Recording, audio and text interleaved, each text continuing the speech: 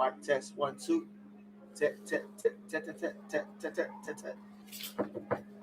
Hello, how's that? Is that better, Candice? Is that better? Let's see. Test 1, test 2. Test 1, test 2, test 3. Hey. Test 1, test 2, test 3. Oh, hey. She got the 2 thumbs up. All right. All right. All right. We're working it and figuring it out. So thank you. Thank you. Oh. So that works too. Yeah.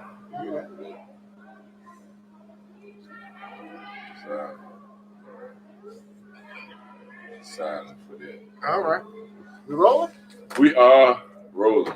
Well, welcome to our latest edition of T.N.T. Live. Ooh. I'm Pastor Joe with the great LeMelle D. I believe this is our 4th edition of the Science versus Scripture, the provocative title that my dear brother came up with. Oh, man. And it's not the Scripture versus science. It's science versus the Scripture. Check that. Check that. Did you see that? Yeah, I saw it. Because Scriptures is not versus science. Science is trying to challenge Scriptures. True. And I have learned a lot over the past few weeks. I was just looking around because all this is interesting to me. Yep, I learned a lot over the past few weeks. We celebrated Earth Day a couple of weeks ago. We did. Which was kind of the genesis, the birthing of all of this. And we've had our younger, bigger, smarter brothers with us for the last 3 weeks. True indeed. But it looks like y'all stuck with us too tonight. And I'm just excited. And so we want you to do what you've been doing. Text somebody, tag somebody, tell somebody, tweet somebody. Let them know that T.N.T. is live right now. And my brother, I'm going to... Defer to me. Yes, man. Yes. I got to let you get some stuff off your chest. No, brother, it's not me. Yeah, with your chest. So we've been dealing with this, and we've been trying to see how to actually scale back these long conversations. We're enjoying them, but we have been told quite a few times that it's a long time. Right. The thing is, when we finish, there's a resounding theme that really it's been 2 hours. Really, it's been an hour and 40 minutes. Yeah. Really? Yep. And we don't know that it's been 2.5 hours later. And then when we finish this, we stick around a few minutes later and talk some more. Still talk. Like last week, they really got out of here quick. They were like, "Man, we got to go." but it's a kind of a natural thing. Yep. So I firmly believe that lends to a great conversation or a great topic or a great theme. Absolutely. When you lose track of time and you're in good company, you lose track of time and lose track of, and you just become so engrossed and focused on the topic. So, yeah, we said we would try to have one more day of it. We can always come back. Right.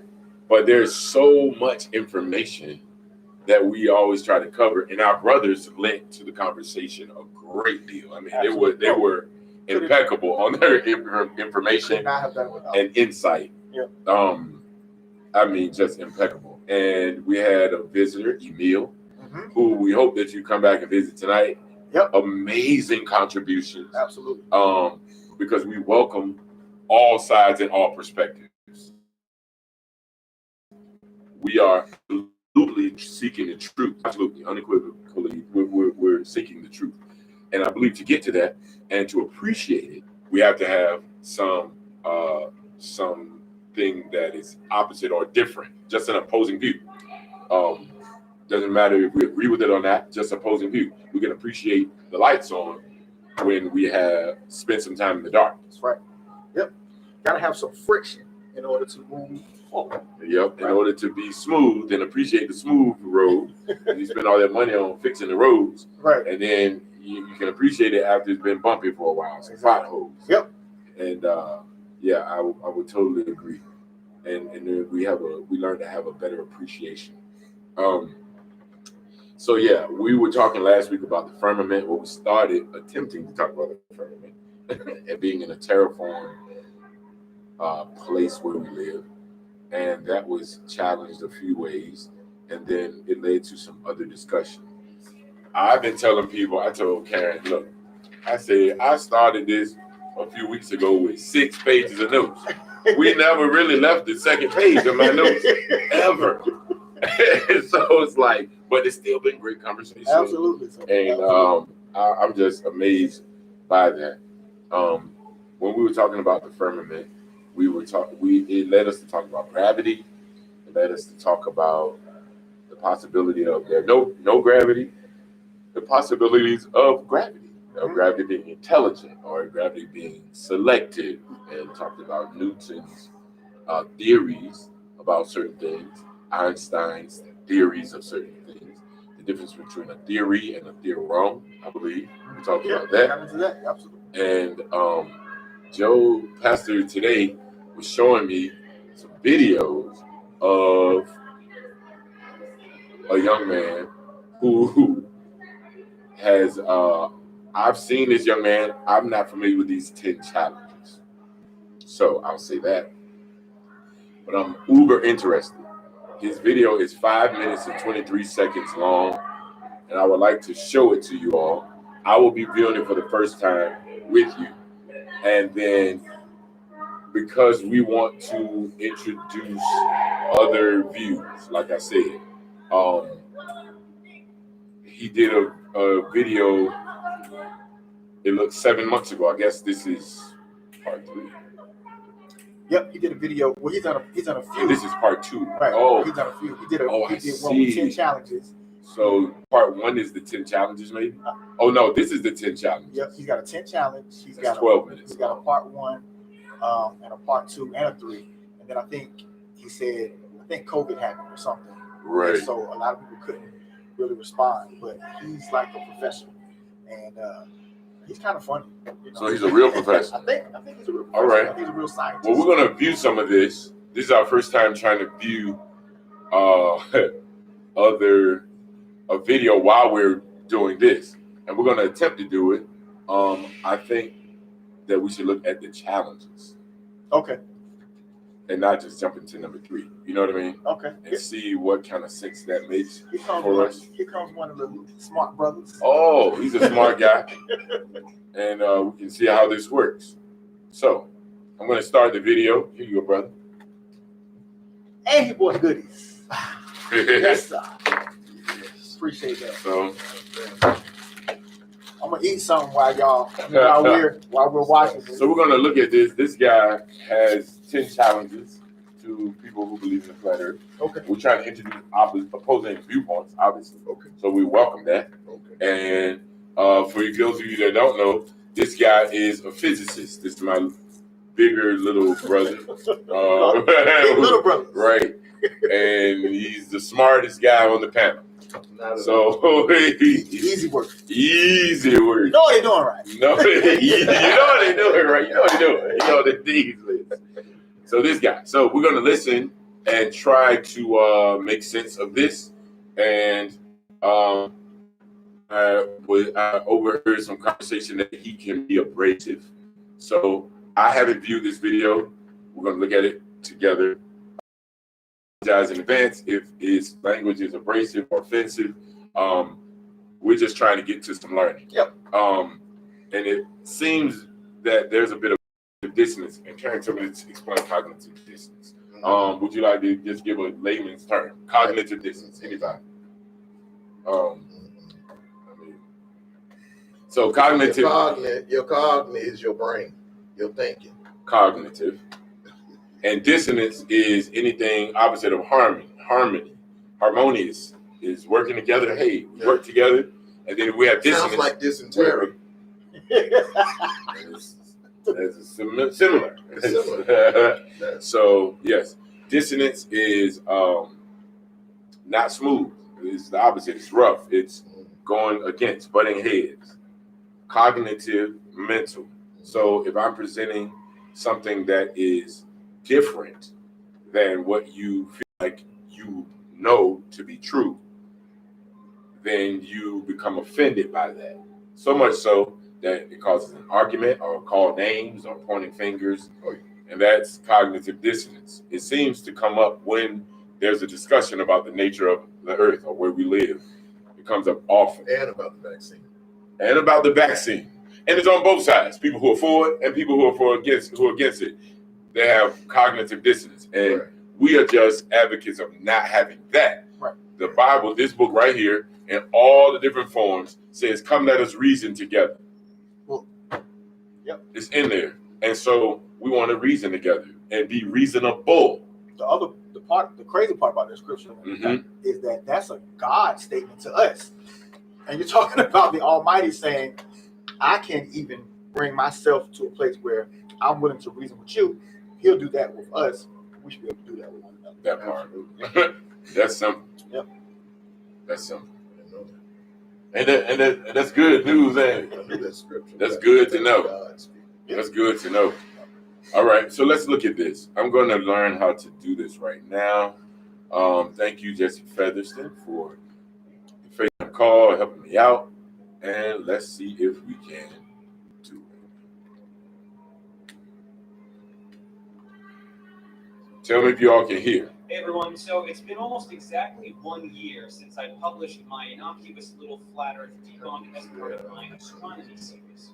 That was the one that the Globe Busters foolishly engaged with, and their idiotic insult-filled commentary prompted me to make this little joke based on the ridiculous comments I received on that verbatim, or at least they did until that video made the rounds. And then I put the whole thing down for a while. It was never my intention to make that kind of content, but it was quite satisfying, and I got 10 times the views of my normal content, which was a plus, but I had to move on.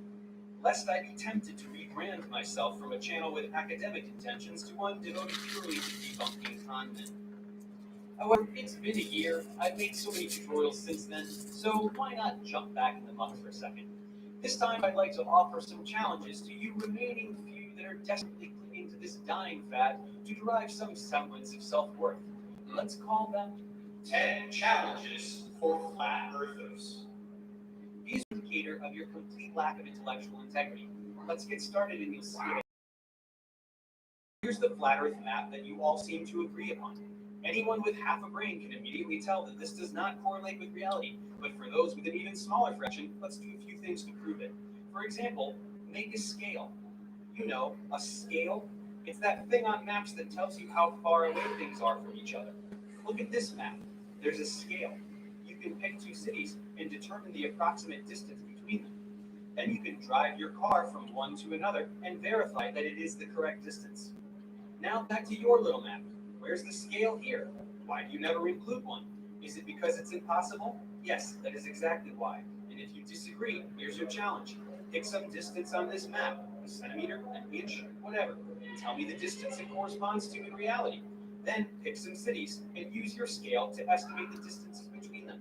Pick two on the same continent. Pick two on different continents. Use it to tell me how wide this inappropriately enormous ocean is. Use it to tell me literally anything about the distances between literally anything.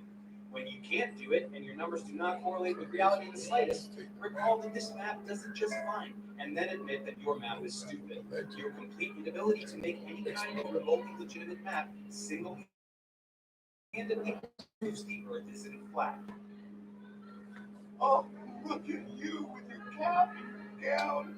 Just like just yesterday. I was to pretend that the sun moves inwards to this tropic, making the days longer here and shorter in the southern hemisphere. And then when it's winter in the north, you like to put the sun in the other tropic, which you think gives you the shorter days up north that you want, but in the south, it's total chaos. You have the sun tracing this enormous trajectory, which would leave everything out here in darkness for most of the day, but in reality, there are long periods of time in Antarctica where the sun never sets. Since your dinky little sun can never illuminate this conspiracy, you simply deny that this midnight sun ever, claiming that no one can go to Antarctica to verify it for themselves, because the government NASA Jew penguins will kill you.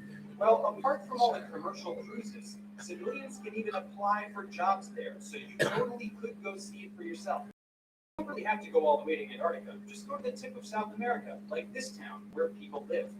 Or don't even go there. Just look up times of sunrise and sunset on the internet. In mid-December, sunrise is earlier than 5 a.m. and sunset is later than 10 p.m. Now take your little model for the seasons and make it show night and day. Then try and make the night and day portions match up with these sunrise and sunset times. Demonstrate the light from the sun illuminating this location for more than 70% of its trajectory. And as you do that, make sure that it does not illuminate Point Barrow, Alaska whatsoever during its entire trajectory, as that town has endless night during this time of year. That's observe that the light patterns become so nonsensical that not even the most meth-fueled creatives amongst you could vomit enough magnetism jargon to justify it. If you can't get your model show the seasons and night and day at the same time, as I pointed out that you can almost a year ago, then seriously consider shutting us forever. Number 3, here's an idea. What if you were to actually make a prediction with your model? Like any prediction. You know, those things that you have to do in science for it to be. So, we were discussing. My brother's round up. No. Just, this is interesting to me, and we were just discussing we should stop after each one, I guess, and give it some attention. So the real map, he says, to make a real map With a scale. Where's yours? with a scale, Does it have a scale? globe. No. Oh yeah, let me look right here. I think it has a scale. Yeah, If you be right here, that would just cancel that all together. Wow.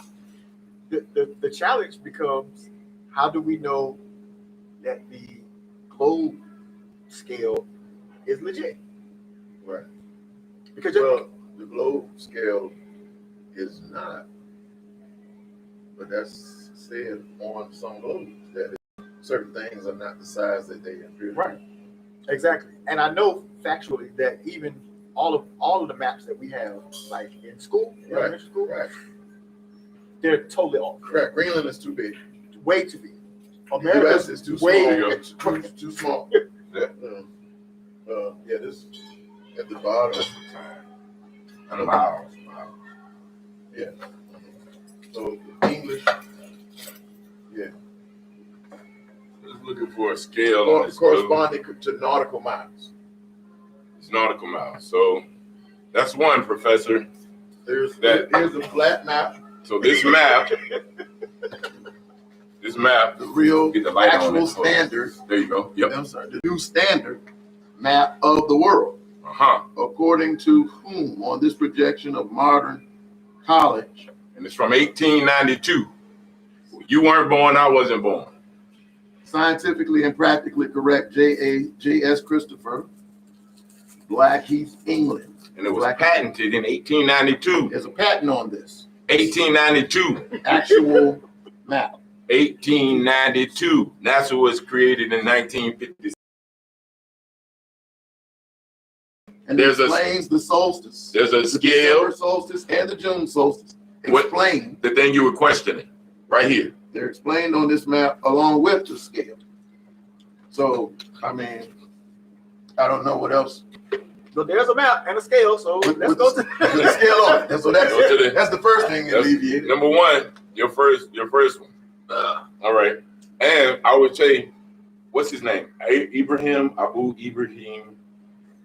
In 1052, there was a Muslim. He was like a Muslim This is the Gleason's navigator. The United Nations flag is based on that. There's a crater on the moon, so-called, that they went to, that they named after this guy that created the first flat map. Oh, Why would they honor him right. in such a way if it wasn't true? And why would they use this picture for I just don't the understand. flag? I looked at it today. Here it is. Let's put this up. Yeah, pull that up. A lot of people don't know. Let's do this. Let's cut to this. Abu Rayhan Muhammad ibn Ahmad al-Biruni. Yeah, you got to say it faster. Yeah, say that fast. Map created by an Iranian Muslim scholar as their logo. Why? Because it is correct. Wow. Very interesting. What say you? That what everybody is looking at, or what we're looking at. United Nations right here, and then Make sure this right here, what my brother is showing you, right. is some good information. The map is kind of this way. So Australia's at the top of the flag. Australia's at the top of the flag, and this is the way the map is on the flag. So it's awkward, so you really can't really tell what you're looking at. Right. By the way, this does have a scale on it. And to scale, Australia is significantly larger than the United States. Yeah. To scale, Australia is significantly larger than the United States. We're not taught on certain maps. And Greenland is way smaller, Right, than what we're used to. And most people say, Asia's bigger than Africa. But on this map, it is not. It is not. It is not. So that's your first point. And there's a scale up here. Emil is here. Emil is here, my guy. Emil. We're just looking at some opposing viewpoints about this thing and seeing how we can come to some understanding. This guy made some challenges.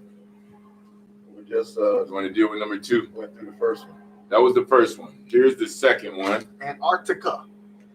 Little sun can never illuminate this entire fantasy ice wall at once.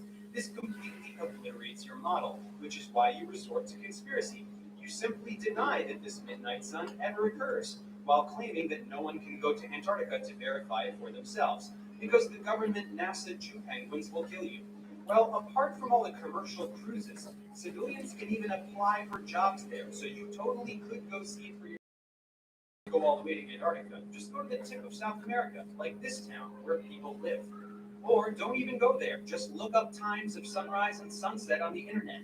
In mid-December, sunrise is earlier than 5 a.m., and sunset is 10 p.m. Now take your little model for the seasons and make it show night and day. Then try and make the night and day portions match up with these sunrise and sunset times. Demonstrate the light from the sun illuminating this location for more than 70% of its trajectory. And as you do that, make sure that it does not illuminate Point Barrow, Alaska whatsoever during its entire trajectory, as that town has endless night during this time of the year. The most meth-fueled creatives amongst you could vomit enough magnetism jargon to justify it. If you can't make your model show the seasons and night and day at the same time, as I pointed out that you can't almost a year ago, then seriously consider shutting up. So Number 3, here's an idea. What if you were to actually make a prediction with your model? Back. You want to address that, sir? So you want to address that? what he just said? Yeah. Well, it actually, his jargon was his jargon has to be addressed first, because people don't know what a midnight sun is. People don't know what solstices are. Just give us a quick. So he's giving you a lot of conversation about, in that one concept, there are other concepts. Right. So, yes, Alaska has 3 months, so-called, of night, but it's not absolute night. Nah. It's not absolute night. Okay. The sun is not all the way down. Okay. It's not That's black. Right, and they buy also for those 3 months where the sun is up, they buy opaque shades so they don't deal with insomnia, right? From the light being there constantly. But the midnight sun thing is real. If you're in Antarctica, depending where you are, if you're in or on Antarctica, depending where you are, if the sun is going around close to this landmass, at some point at nighttime, you're going to see the sun on there somewhere. So that means, what is he saying? What is his non-explanation of the midnight sun, or what is he trying to get us to prove? See, we need to go through that little conversation he had step by step, because he's saying a lot of things. He is. And what happens with inflated conversation, a lot of times you can say a contradicting thing, a thing that contradicts you, but nobody will know because Said a lot of words. yeah, you just said a lot of, you were profound and profane at the same time. Well, I mean, I don't really understand a lot of stuff. And Right. I'm It's probably just- like you guys It's just out there listening, that because I guess again it kind of the ideas depend upon where he introduced being factual, right? right. So I guess if you're standing on that point in South America, I guess you can observe the Arctic. Yes, like what was the lady said she could see Russia from her house? Right, but if you think about that, right? So if it is South America at that point, and if the Arctic is supposed to be on the bottom, on a round Earth, it would be impossible to see it, wouldn't it? But at a distance, it should be. Right, because it's on the bottom. Like you Right. can't, unless that point is on the bottom too, Right. right? Because if it's like somewhere on the side, then you couldn't be able to see it. So At that mileage, Yeah. you shouldn't be able to see. yeah, so I don't know. I mean, Well, I'm glad I'm not as smart as that because I don't get it. yeah. I felt like if the sun is 93 million miles away, that it should shine straight down on all of it all the time. But there's one part of the earth But that should always be But dark. that right there. So the 93 million miles is two reasons why that was introduced. Two reasons why I was Yeah, talk to introduced. us All about that. I right. never heard this before. One reason the 93 million miles was introduced to get you to believe that the sun is a great deal larger than the moon. Right. But in the sky, they look the exact same size. Just about. They do. The only thing you see in the eclipse, in a total eclipse, is the corona of the sun. Right. That light from it. Right. That's it. So The distance was introduced to say, yeah, it's got to be way way, farther because away, of the size of because it. they look the same size. Right, because they look the same size in our sky. Wow. Wow. What say you on that on the thread? But I think that two things that look the same are probably just the same. Same size. Yeah. Emil says yes. What? He says yes. I don't know. Yes. Say to yes to what, Emil? They the same size, or is 93 million miles away? I think it's interesting. I think it's so, like, all of this is so interesting, but I think that cognitive dissonance is such a good concept, because we just were taught that this stuff is What fact, it is. Right. right? Right. And Right. that that's repetitively. it's Generation to generation. generation to generation. And I can tell you, over the last month, and I've always been fascinated by the sky. My wife, my family can tell you, I've always been fascinated by moon and stars. I think they're gorgeous. I can tell you one thing that I have been doing more than anything is walking outside and just looking. And just looking. And just Yeah. I don't want to think about numbers. Appreciate. Right. No, I right. don't want to think about distance. Yeah. I want to walk out. I do this all the time. Right, I yeah. walk outside and I stand And just look. and I look. Yeah. And I'm telling you, it's had a profound effect on me, because That's awesome. things just look different. Yeah. It looks totally different than how we have been taught. Right. I mean, even to the point where it almost looks like we are underneath a dome. Yeah. Like if you just go outside one time and just look, it looks like it's kind of like it's like it's rounded almost. Right. Up there. Yeah. Just kind of like Yeah. Like a rainbow. Yeah. Right. Exactly. Yep. And like the fact that you can just kind of stand in your street and a breeze will come.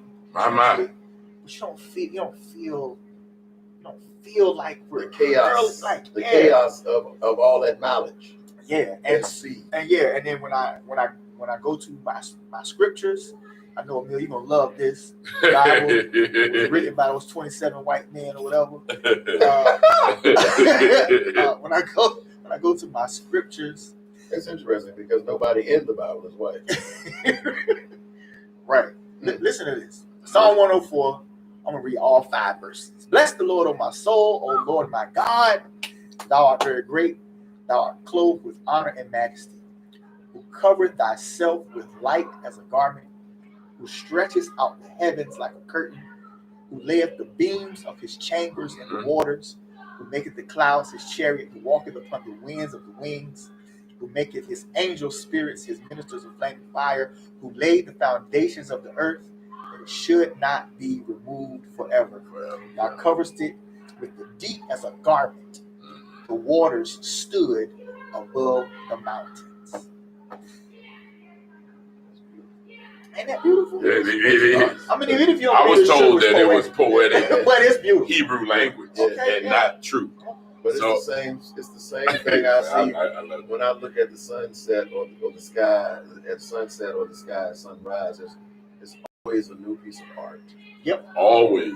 Every time a different piece of art. Yep. Always in the clouds, except the ones that they create. Well, even then, from planes. Even then, when they send the microwave through it and make the little waves in the clouds and stuff like that, even though they're trying to do something dastardly, they still cannot corrupt the ideal beauty in the artwork of the sky. The art of it. Right, and we have 2 opposing views from the scriptures and from what we're being taught. And I don't know, man. I know that we walk by faith and not by sight, but sometimes you should I would just encourage you. You should just go outside and just look, feel, and observe. And I think that it just, I don't know. It's just, I'm woke now, gentlemen. To use a very 21st century word, I am woke. Yeah. Like, yo. Stay woke, though. This is the picture that I was talking about. So did we address thinking about the sun? If the sun is 93 million miles away, the light travels the whole distance. Doesn't the light travel past Earth also? And wouldn't we see walls of light 360 degrees around our night horizon? That's just at it being 93 million miles away. Oh yeah, it wouldn't stop. Right. It'll keep going. So, because it has to shine on Jupiter. To his point, I'm still in the point of what he made about point number 2, about it going around. So for any place to have dark nighttime would mean that if this had truth, it would only be this section right here. Yeah, but even then, in the distance, the power of the sun would be seen in the sky. The rays, the light rays would be seen. But straight and not straight past the Earth. Right. But we clearly see them. I called one of y'all the other day. So what you might even see, you might even see is light into a circle of darkness in the sky. Right. Because the sun is we're blocking that as that Earth. piece, that little. But even then, it might not, because there'll still be some sunlight. The sun's strength would have to overcast that. Right. Well. Okay. Well, let's make some predictions. Let's see what else he is saying for his 10 things for flat earthers. All right, and we're gonna go back to it. See how this works. Seriously consider shutting up forever. Wow. Number 3, I have here's an actually. idea. What if you were to actually make a prediction with your model? Like any prediction. You know, those things that you have to do in science for it to be science. Pick any celestial object, a planet, a comet, a star, Now pick any time in the future, and using only the flat Earth model and nothing else, tell me where it will be at that time. If you can't do this, and I know you can't, consider admitting that your model is absolutely irrelevant. People who Going to the actually end. understand the geometry of the Earth and the solar system can predict the solar eclipse, specifying the start and end time down to the second, and tracing its precise path down to the square mile. Doing that even a single time means the model used to make the prediction has been undeniably verified, and it's done every single time. Anyone who doesn't see the importance of that has no clue how science works. And tell everybody where it's going to be when, anytime. At any time. I have a star. Polaris. Absolutely. he talked to us about He it. did a little bit earlier, Absolutely. but Polaris, what about it? It doesn't move. Right? It's going to always be there. The Georgia guidestones that are were built and they're in a field in Georgia. But see, then you got to explain the lines that they're on. See, that's why, see, you got to decline. Well, look, go and investigate the Georgia guidestones Study. and the New World Order, these things. There's one particular thing that I want to address. There's a hole on these monolithic stones. There's a hole that you can look through, and it points specifically always to the North Star. If you look through that hole, it is specifically in line with Polaris. It doesn't move. And doesn't move. Ever. That star. Wow. That star and that hole. These things are ginormous. I'm talking about tons and tons and tons. One brick. And there's several of them. Think Stonehenge. But it's here in America, in Georgia. Well, there are a lot of Stonehenges. And there's obscure, someone did it anonymously.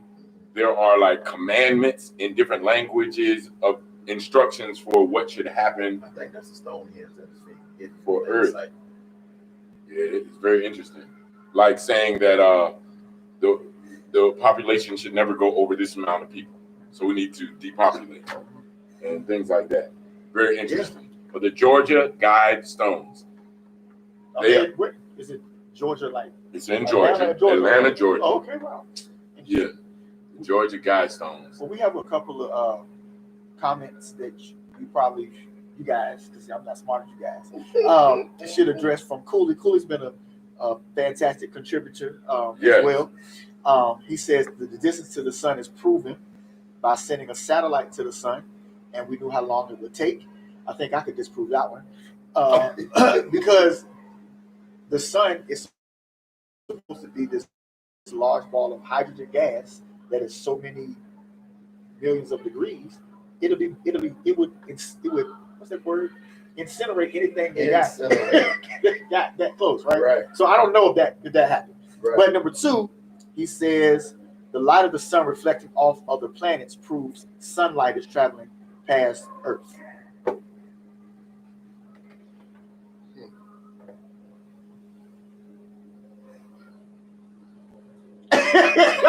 We're live. We are live. Say something. Yeah, sorry. So the light of the sun reflecting off of other planets proves that what? The sunlight is traveling past Earth. Remember, we were just talking about how we would. But if they're all in the same sky, the light can still reflect off of it from a flat Earth model. It doesn't make a difference.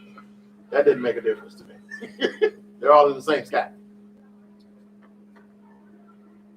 Emil. Or if we take a closer look at those things, we find out what they really are. We don't know what they are. We don't know what the planets are made of.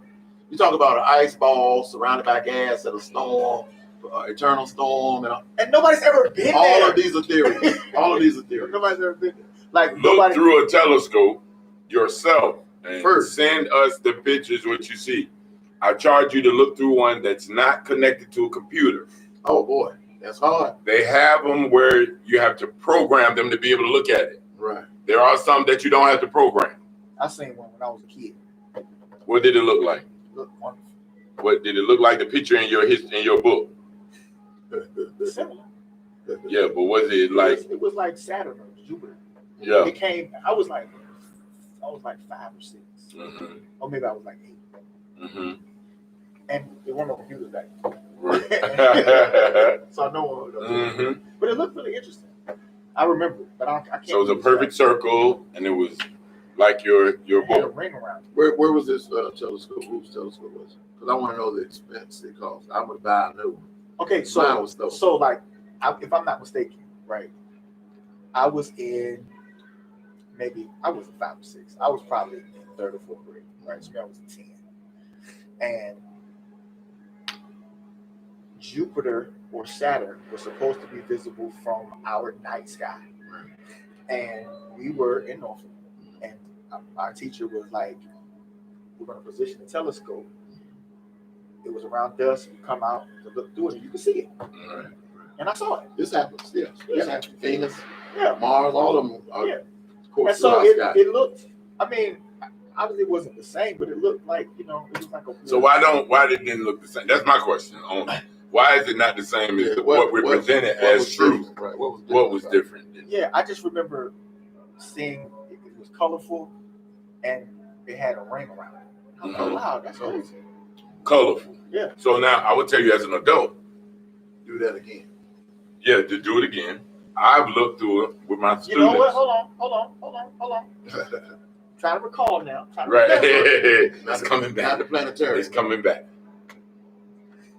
Because there was computers back then. Oh, yeah. We ain't have one. You just ain't had one. What's it called? See, now I got to remember. But was it Right. white? Was it black and white? We see the differences through half moons and full moons. That means we're moving and blocking sunlight to the moon. That's an interesting point, Emil. I would say That means something's moving. something is moving, Mm-hmm. and I would also say that I would let's reestablish that. Let's say that this is all theory. The globe, flat Earth, all theory. yes, Let's say that because nobody has a definitive. These satellites y'all send to the sun, these rovers you're sending to Mars, all these things are taking pictures of rocks and fire, but nothing is taking a picture of our home. Why? Why not? Trillions of dollars spent on foolishness. Who cares about rocks on Mars? We went to Mars. No, you did not. We did not. I didn't. We did not. You did not. Not an astronaut. No. Not even the person who owns NASA. Didn't go. Did not go to Mars. Nobody went to Mars. Nobody went to Mars. Okay, you say we went to the moon. How was everything conveniently destroyed? Just for that mission. The most significant thing in the Ever. history of Ever man happened, other ever. than People Earth landing goes on right. a separate terrestrial range. And nobody has any evidence. in modern history, that's the most significant thing. And we've never been back. We see the differences through a half moons and full moons. Let's address That means we're moving and blocking sunlight to the moon. So the moon, this is a two-part thing, Emil. Right. That means the moon is not self-illuminating. It's not luminescent. Right. That, according to what you're saying, Right. because we're blocking the sunlight that is projected to it and reflecting off of it. Right. In an eclipse, there is a corona type effect. What is it called? It's those rays. But you can literally see. Let's pull it up. Let's try to pull it up on the computer. Totally. In an eclipse, there's light emitting from the sun. Right. When they are supposedly aligned, And the sun is covered by it. and the sun is covered, Blocked. right?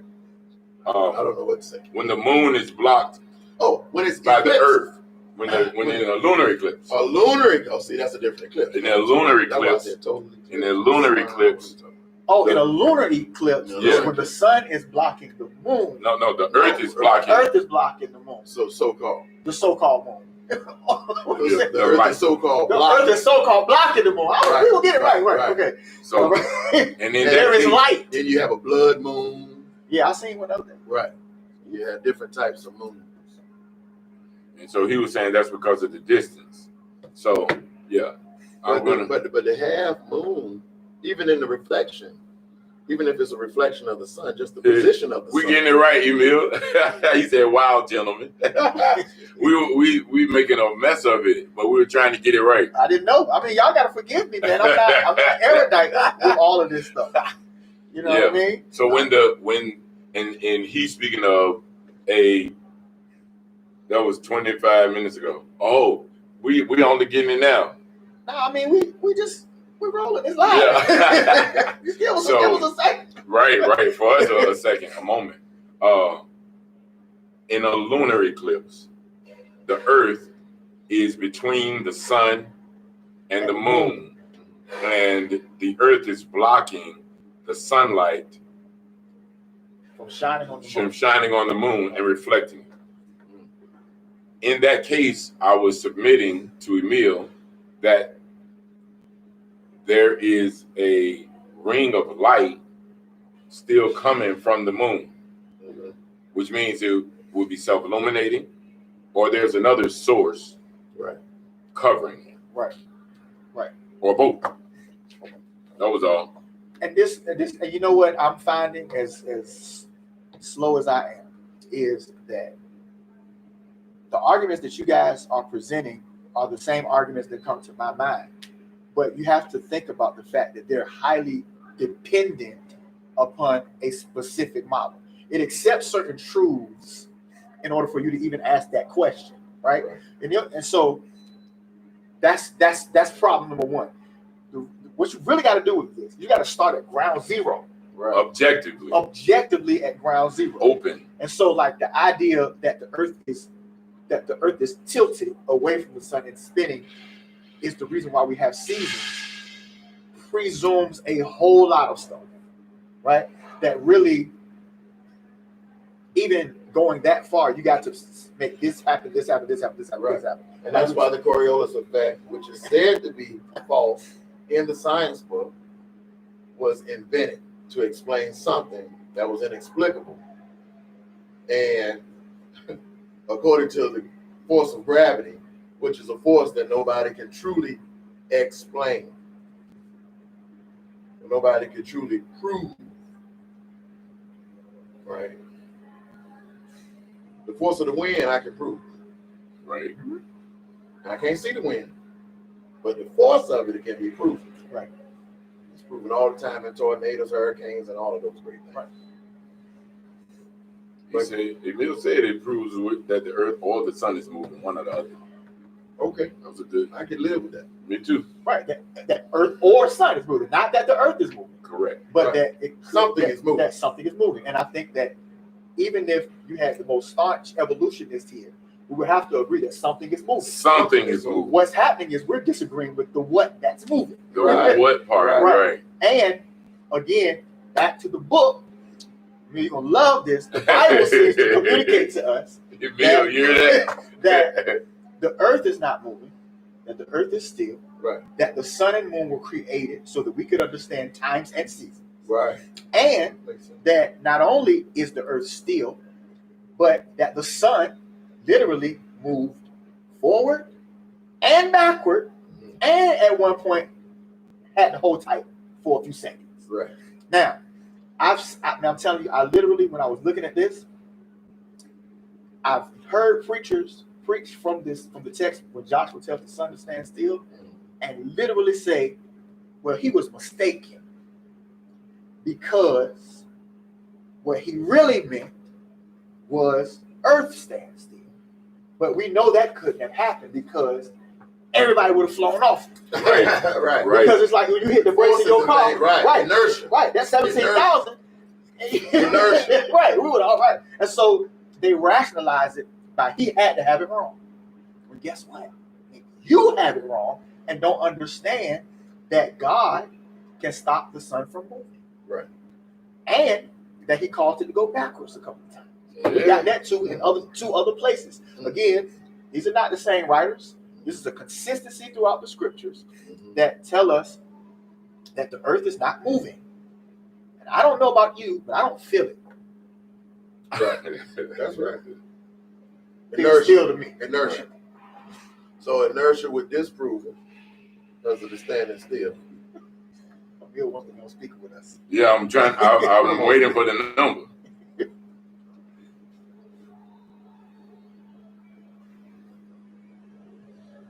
So yeah, kids, keep going. I'm waiting on the number. Let's see what it is. I don't even know if we addressed the last topic. What was it? Well, he was. I we mean, did. he said something about Antarctica. Yeah. We're talking about the time and the distance Oh yeah, for the they sun. make a prediction. The People distance said from the that sun. because they could predict, which was I thought it was a good point. Star positions. Yeah, star positions and even eclipses down to the second, based off of this model, and it's never been wrong. That means that this model makes sense, which makes sense. That's a good argument. I think that was an airtight argument. The problem is we're assuming that those predictions were made off of this model. That's the problem. That part. Because when men travel the 7 seas, they don't use that model. They don't use this. They don't even use that, and they've been traveling for eons. Forever. Right. The Moors were showing other people how to do it in Spain, And use the currents. and then Columbus was in Italy, and they were all Spanish, right?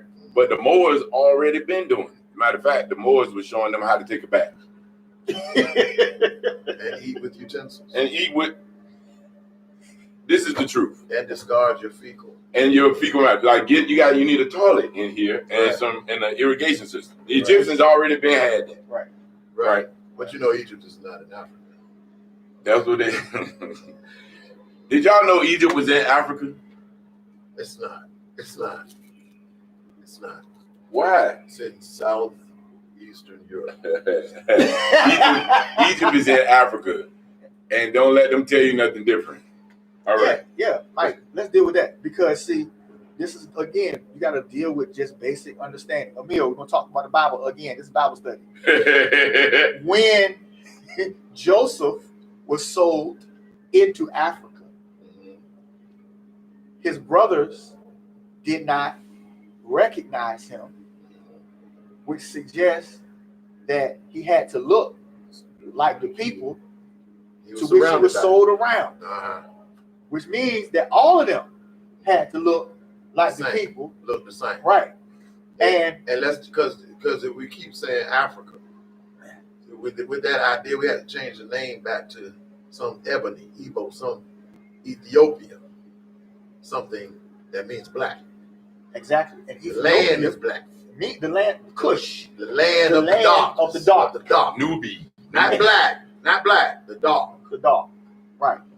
And and we know how God feels about those people because Moses married one. Yeah. And when they started talking trash about him, he turned them white. No disrespect to any of my white people. We love y'all. Love you. And look now. Oh, he turned them. Let's see albino. Right. Albino. Maybe that. Turn them white. He took away. And see, turning something albino is not. People don't understand. It's the lack of the gift of melanin. Melanin is a gift. It's a gift, right? Especially in those climates. Man, a tropical man, right, right. You don't have nothing in your eyes. You can't even see good. Come on, skin burning. Right? Are you getting a meal? Don't look at it. Oh, because Cooley says the one Bible character asked that the sun not go down, so that means something was moving, and there we agree. Absolutely, right. Absolutely. But do you agree that with inertia being a law of motion, inertia, if the earth were to stop, so the sun did not go so-called down, if the earth were to stop, what would happen to the people on the earth or the things on the earth? They would be flung to and fro. Right. I'm talking about stopping from 1,600 miles per hour plus. Right. To zero. It's a wrap. It's a wrap. Yeah. The G forces. G. At which you would fly. G forces. G. Yeah. So G Willikers. God forces. Golly G Willikers. Right. Right. Man. All right. I don't know. Let's go to this next one. I thought Emil made a great point about the light going in the straight line. He did. It was a great point too. Now, two things I can play devil's advocate because light we talked about diffraction and refraction and all of that good stuff. if there is, by the idea of the globe, an atmosphere that is producing a diffraction of the light, then the light entering that would bend, whether it, depending on the distance of the convexity of the lens, the atmosphere, the light might bend out in certain places and in, Right. like a magnifying, Right. in others. Right. So some of that can be explained, but still it doesn't explain why it bends so around clouds specifically. That's the thing. Right. That's very interesting. It doesn't just do it all day, Right. but it just does it around the clouds. Around the cloud. That's the key to Right. that, the specificity of the statement being made. Right. Why does it just do it around clouds? Why is the sky blue? And only certain clouds. That's true too. Certain clouds of certain heights, like usually cumulus clouds, Right. they get that bend, Correct. that outward bend of light, and it's an extremely obtuse triangle. Right. Yeah, Mm-hmm. Right. yeah. Which would suggest that it's a local sun. Close light, the light that's very close to the source. cloud. Right. Yes, It's right very there. close to the cloud. Right. Hmm. Emil says we're rotating. That's why we see the stars move across the night every night. Or Or the stars are moving. which And is that's why we see the plausible. star. That's why you can take and set a camera down and do time lapse, and the lines that the stars move in are perfect circles. Perfect. But now that can't be possible with the model that we're given of the solar system And the globe, and us. You're right. And the globe spinning, and us tracking us the sun, tracing the sun, following the sun. right, being pulled along. You know, through the universe, through the Milky Way, Right. and then the Milky Way going through the Right. gap At through the different, at varying speeds. and it's ever expanding since the Big Bang. Forever. We're ever expanding, but gravity is ever pulling us closer Right. Yeah. simultaneously. Right. Very. And there's a point though. There's a point that it's not. Style. But there's a point that's not moving, right? Polaris. Forever. And it's never moved. Polaris. For what we know. This is forever. Right. Polaris. You know who I want to talk to? Who's that? The Dogon tribe. That would be interesting. Oh wait, they're But no that's a whole longer. nother subject. They're no longer- They're off limits. They're all limits. Military bans. So that part. Oh, That part. So wishful thinking. I wasted my time. Wishful thinking. Let's go back to the video. We done look. We only on number 3 or 4, and it's 8 o'clock. Come on, let's try to get through one more of these. Number 3, here's an idea. We don't know number What 3. if you were to actually make a prediction Right. with your model? All right. Like, and I went back because I wanted to see that. All right, here we go. how science works. Number 4, after I demolished essentially all of your favorite talking points in my previous videos, you all now cling primarily to the classic "I shouldn't see this thing" argument. You love this one because you can lie about heights and distances, do incorrect math, and in general act incredulous without having to actually do any science. Well, every time you whine about this, the objects are always suspiciously close, such that you can fudge the numbers, and they're always over water. So you can lie about refractive effects to people who have no idea how refraction works. Pause that. So try this one on for Pause. So he said they're suspiciously close, so you can fudge the numbers. But if they're close, can't anyone measure it? Like, If it's close, anybody can. figure out how to measure something that's close, Right. even in miles. Right. Seriously, with a laser, you can really measure miles. Right. So what is he saying? He said, "Show something over land far away." Okay, go ahead, do that. Go to I mean, I don't know. That's what he said. Let's look. Number 4, after I demolished essentially all of your favorite talking points in my previous videos, you all now cling primarily to the classic "I shouldn't see this thing" argument. You love this one because you can lie about do any science. Well, every time you whine about this, the objects are always suspiciously close, such that you can fudge the numbers, and they're always over water. So you can lie about refractive effects to people who have no idea how refraction works. So try this one on for size. Show me a picture of something over land 1,000 miles away. May I suggest the middle of the country where there's not much in the way? It's a straight shot after all, so what's the problem? Anything? Oh, what Here's is a it? telescope. Pull Las Vegas into focus from Dallas, Texas. Isn't that where you have your little meeting? On the internet. Wow. He said, what, man? Pull what, man? What? Show me something that's 1,000. He said, Well, he show just said pull something into view from Dallas, Texas. pull Las Vegas into view. Oh, And okay. focus from Dallas. Oh, okay. Because the flat Earth. We're saying there's nothing between them? Is that what he's saying? There are no land masses, no Yeah, just kind of like, yes. no raised plateaus, Yeah.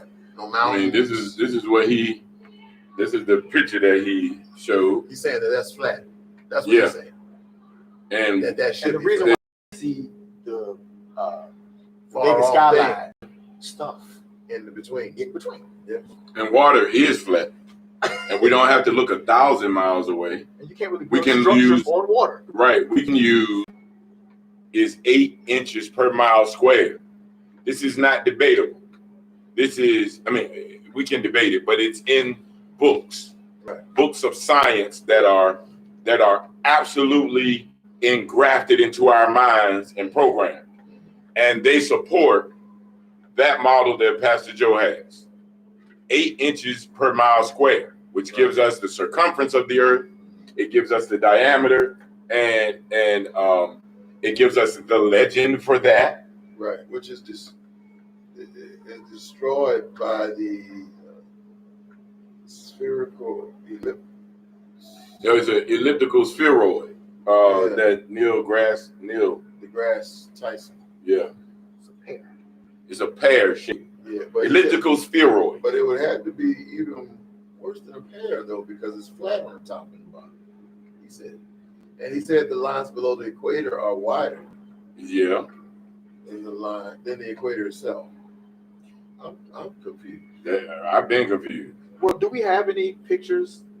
That would show you lines that are below the equator are wider than the equator itself. No, any pictures that would Yeah, kind he's of come explaining. against what he's talking about, like any distances that are very, very long that I Pull can up. stand.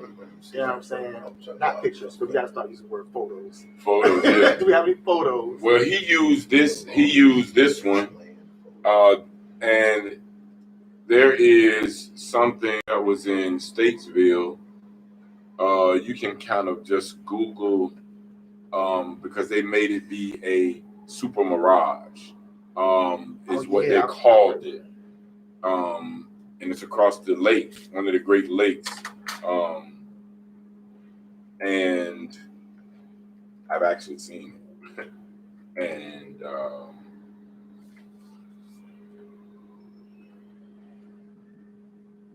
Chicago. See if it comes up. Chicago's. Right. We're reading the comments, not as they specifically come. We're just trying to make sure that we get to them. Yeah, correct.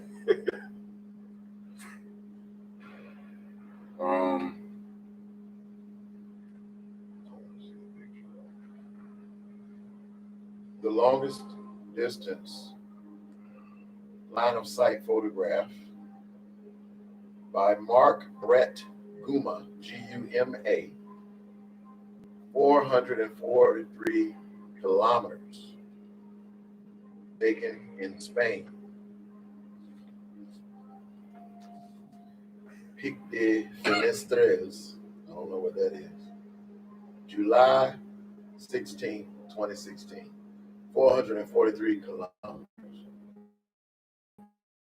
That's pretty far. So 274 miles? Is that one? That's pretty. I don't know. Yeah, that's longer than that. 275 miles. No, he's right. Yeah, right here. 275 miles. So it's this one.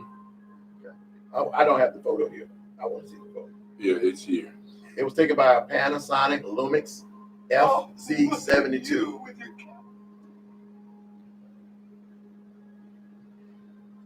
It was taken with the sun at its back, sunrise, for maximum visibility, increased visibility of the peaks on the horizon, or the curvaison.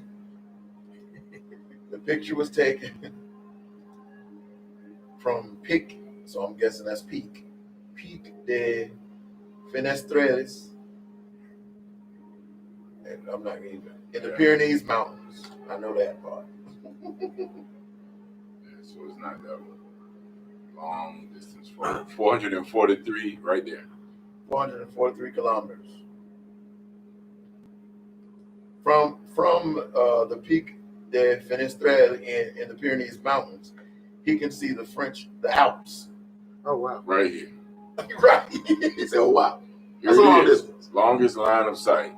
That's the longest. French Alps are in the middle, the back.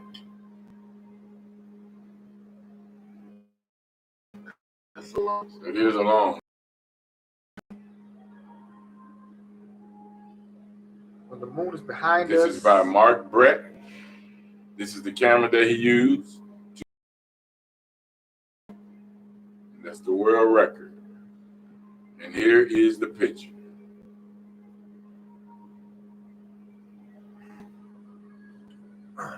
Wow. That's a long way. Should that be? Let's look that up. We're going to get to the bottom of it, or to the roundness of it, the curve of it.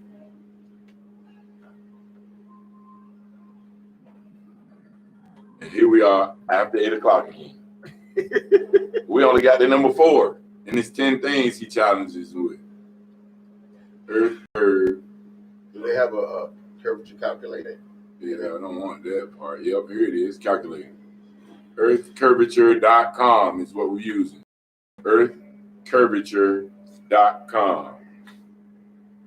Bet you all see what I'm looking at. All right? Earth curvature, the distance. This is how much curve should be in kilometers. How many kilometers was that? 473. 443. 443. How much curve should be, which is 15 kilometers. So down there about 500. Close to it. Closest to it. Mm-hmm. Right there in the list. In the list they have right. 1, 2, 3 kilometers. 500 would be the closest to it. But it's less than that. It's in between the 5 and the 2, of course, but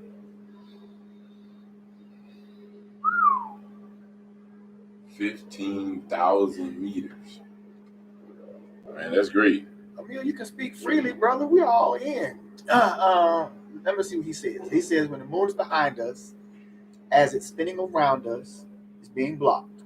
The moon will never be self-illuminating. Do we self-illuminate at night? Earth is definitely moving. Of course, that's on all caps. I grew up in church because we're trying to speak to an audience. I'm trying to remain objective. You don't have to do that for our sakes. You can say and speak freely. He said he put the number on the feed. Well, maybe I'm not getting the chats as they come. Yeah, I don't see. Some of the stuff I'm not seeing. Me either. He said we missed like 25 of his comments. No. Where those comments are, brother. Yeah, I haven't seen them, sir, and we apologize for that. Again, Emil, I grew up in church, obviously too. I'm calling him right now. We see if this is Emil right here. I grew up with the same understanding. My brother, we got him on the line. On the line, finally. We clapping for you, Doc. Yes. I think y'all feed is behind because I sent like 30 comments and we definitely are behind and we're learning about the latency, so we apologize for that. We want your voice in the place. Yeah, and we appreciate that you are laughing like it with us because we are kind of obligated or enslaved to technology regarding that. You know what I mean? Right, I totally understand. we try.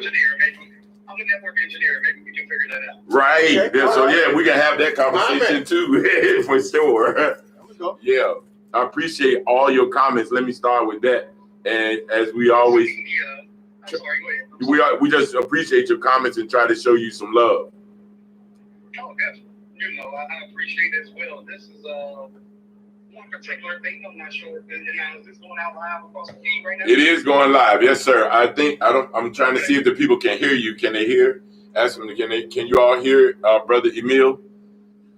I got you loud. You gotta wait for that. Yeah, brother, have to wait for that. Yeah, go ahead, brother. Go ahead. Talk to me. I said because y'all have so much latency. Yes. It's going to take them about 10, 15 minutes to respond. Right. Yeah. That's right. So that's what I'm saying. We're going to keep going. Now that we have you here, you're the one that really is engaging us anyway. Somebody said yeah just now. Good. So they say, yeah, they can hear. Okay, cool. Nice. Okay, yeah. No, I love this. I grew up in the church first 35 years of my life. Yes, sir. I was a deacon in the church. Definitely my faith was strong at one point. Yes, sir. And then I started reading some text, and I just started having questions. So, You should. Media told me about y'all, and I'm here, and I already subscribed, and so I'm gonna get y'all messages every single week to let me know. Emil. I get on here because y'all are faithful brothers that I want to hear from. So media told me y'all was smart, and I'm just here to engage and maybe send some opposing views to create that debate. Yes, right. Create that love and that knowledge. Yes, sir. Well, listen, we welcome you. Like we said, I can't wait for you to come. Some love here. It's not gonna be no hate. We're not gonna ain't nobody be fussing, fighting, no calling no names. I despise them kind of things. You know what I mean? I just don't like it. Oh yeah. I will not do that. And a one-on-one conversation offline, I might get a little more aggressive. Right. But we in front of the thing, we gonna be. We always gonna be civil anyway. But we enjoy that somebody has an opposing view, and not only that you have it, but you're able to articulate it. Yep. That is noteworthy. Thank you very much. I appreciate it. Yeah, definitely noteworthy. About your considering the sun, that the sun is moving or the earth is moving. I was just submitting. I don't know how much you heard. We were saying that to agree on that is a perfect way to start the conversation. Yep. But there are so many people who don't even agree that or they can't allow that it could be one or the other. Well, actually, I was just trying to be objective. Right. Actually, we're both moving. All right. Talk. Actually, different planets within our solar system Yes. move faster, and different ones move slower. Yes. The reason why we can tell, like sometimes you can look in the sky and see the moon at a half moon or whatever. That means that particular night, the Earth is blocking the light to the moon. Yes. Now, when we have a full moon, that means it's all to the side, and all the light is hitting the moon. Right. And I know your name is Mike. And not Mike. No, your name is Mike, right? Yes, I'm Michael. Yep. Yes. And your brother to your left of you, which is I'm thinking a pastor.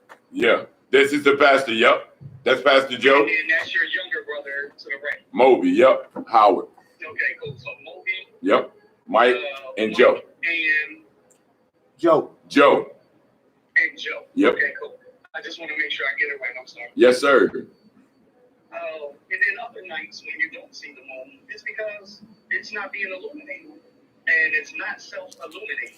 I know y'all made a comment about that. Yes. If that was the case, at nighttime here, would we self-illuminate? Wouldn't who? Say it one more time. With we. Okay, I said if The moon is the moon was self-illuminating. Yes. Then why at nighttime on Earth we're not self-illuminating, and we should be bright as well at nighttime?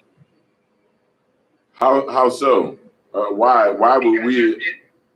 Why one planet will be self-illuminating versus another one not? Oh, I see your point.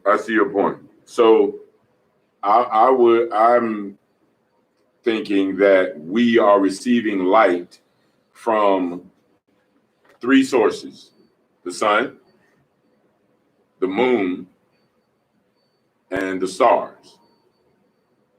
So You said the stars. I'm not familiar with that. the stars. Stars, yes, stars.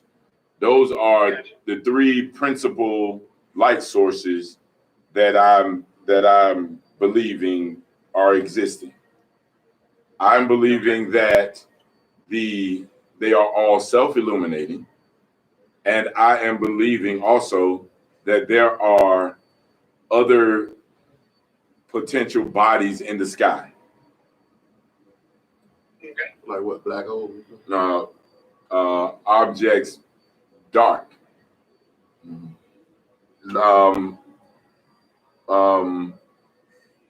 A specific dark, a disc, circle, ball, whatever you want to say. Something that is another object. So we have a full spectrum of light emitting things. Let's ask another question. Let's say, quote unquote, we're not moving. Yes. All right. Let's examine the universe. Let's examine the universe, yes. In our limited, skewed vision. Okay, let's say hypothetically the Earth is not moving and we're sitting still. Yes. Okay.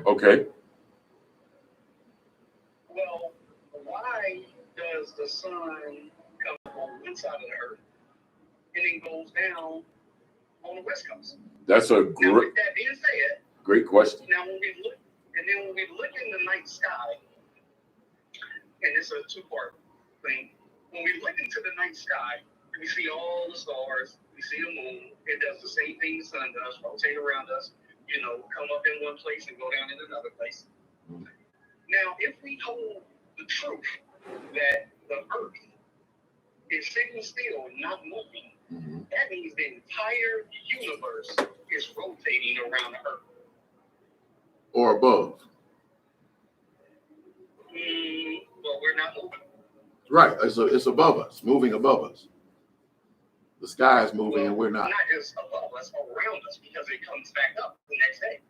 No, it can travel over us and do that over a flat surface. So you can take a flashlight over a plate and put something. In other words, you're saying it's making teeter tots. You're saying like one of them little things with the ball on the end, and we push it, and it bends down and comes the other way, it bends down and comes away. You're saying the universe is now only making half turns around us. You're saying no, it's not. No, it's not a pendulum. No, it's not a pendulum. It's more like what's that ball game where you hit the ball and it goes around the pole? Maypole, tetherball.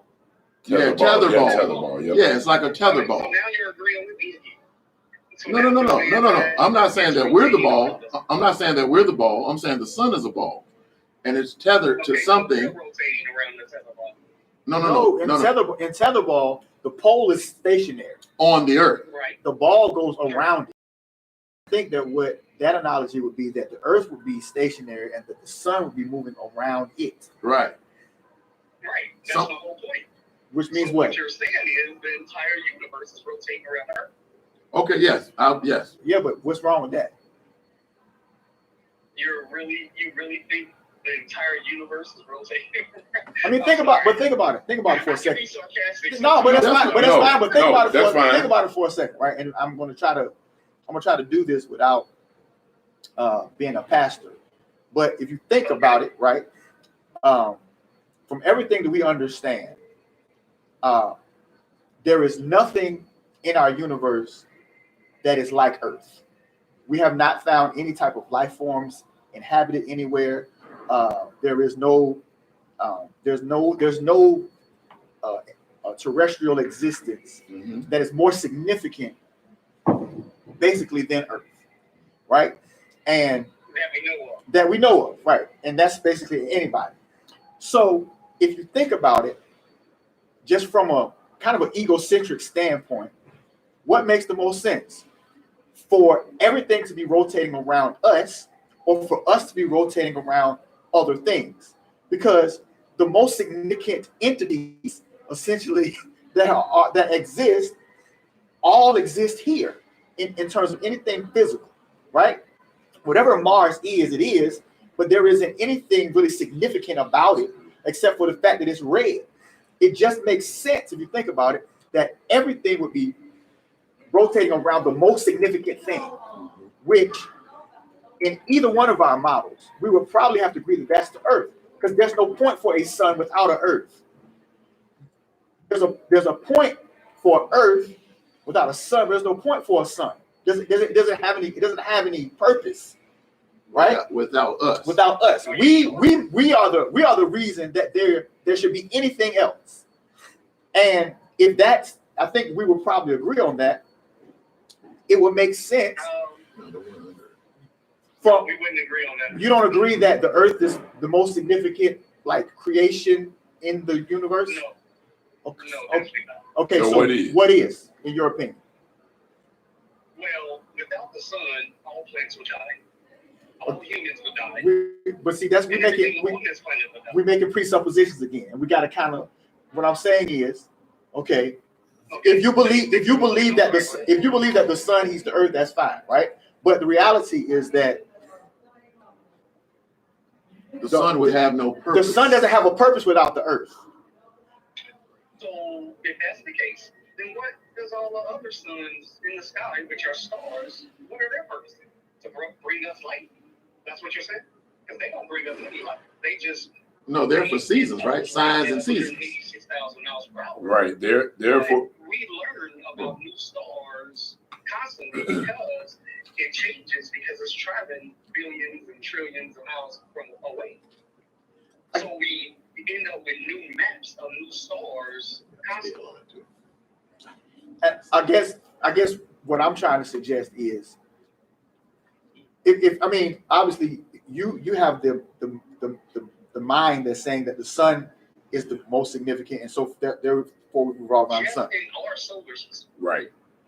Well, I guess I would make the argument, and I'm not trying to bring Genesis into it, But egocentrically, I like. but just from the reality is that we have never seen a Martian. We don't know nothing about aliens. That whatever the created order has brought to us, the Earth is more significant than anything else. It even gives the sun. It gives the sun its purpose. Well, I would have to challenge that with, you have to understand, it takes us 40 years just to send a satellite just to make it to Pluto at the end of our own personal solar system. Now, because it took 40 years and they sent back pictures of these different planets, and once again, this said you believe that because a lot of people, or my fault, being on the panel and listening to you guys, none of y'all believe that. Right. And I've been to NASA Goddard Center and Rocket City and all of that. Say that again. I said, let me rewind a little bit back to quote unquote when I was deeper in my faith. Right. I think what. So, at that point, I would totally agree with you. At what point? When he was deeper in his faith. The point of faith. But I'm saying I'm trying to push faith thing out of this. I'm just saying. Okay. You're like them both. okay, but obviously I like faith, bro. Right. I'm just saying. I'm trying to just strip myself from even having a spirituality when I say, if you think about everything that we know about what it has been created, almost none of it has any significance without the earth. From everything that we know, the earth is the foundation for everything. So, just like I said, from an egocentric standpoint, it kind of would make sense that since the earth is the most significant thing that has ever been created, that life outside of it will revolve around it, as opposed to us revolving around a sun. Because there is no point for a sun without an earth. The sun doesn't do a John Brown thing to nothing else. Even in a heliocentric model, it doesn't have any significance if there's no earth. It doesn't do anything. And all I'm saying is, just from that standpoint, if you think about it, it kind of makes sense that since this is the most significant thing that has ever come into being, even if it came into being by the Big Bang, right? It just makes sense that everything will revolve around us because we're the most important. Mm-hmm. So we think. But as far as everything that we know. All your points. As far as everything that we know. We don't know anything else outside of that, right? Nobody's ever been that close to the sun, so where like there's no sun people, right? There's no Martians, there's no Jupiter Venetians. people, there's no Venetians. From everything, you have to also imagine the vast majority. It's billions of galaxies that we can observe through joining 8 different powerful telescopes on a central point to provide back those images. and all of the telescopes that y'all was talking about earlier, they can't reach out to give you those clear views, and that's why when you were saying that when you were 5, 6, or 8, and you were looking at this telescope, it gave you a familiarity of the planet, but of course it wasn't such a clear view. And all of those billions of stars and all those billions of galaxies, there still is nothing that is more significant as far as we know than Earth.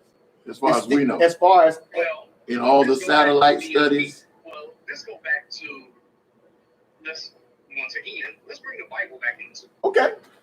All right, Emil, All right. go on and bring that Bible back, Okay. Emil. Karen, hold on. Let me say one point. Karen said, "What about order of creation in Genesis?" We were trying to stay away from that, but now I'm saying we can say it now because That's the whole point of the conversation is to compare and debate both sides of the coin. Okay, go ahead. Karen said that. Go ahead. So let's say we as humans, and of course in the Bible it talks about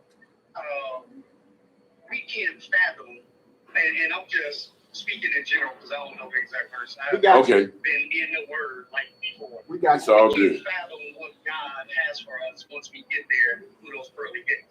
Right. So us as humans, we can't fathom what the universe look like because we can't get there. All we can do is get light from there because light travels so fast. So we can't get there to see that. We're only in one galaxy. And we're just, imagine that table y'all sitting in. And I can't envision it right now because once you called me, I couldn't see the video. Oh, wow. All right. But let's imagine that table, 4-person table or 8-person table, depending upon how chairs are arranged. Let's imagine that. And you put one speck of dust on that table. That's how big our solar system is compared to the entire one galaxy that we're currently living in, which is the milky. So now you got to reach out across that whole table out of the speck of dust, which is our entire solar system, and get there. We don't have the technology yet. We only have advanced in these last, let's say, 70 to 90 years. So we don't have the tools to reach out there.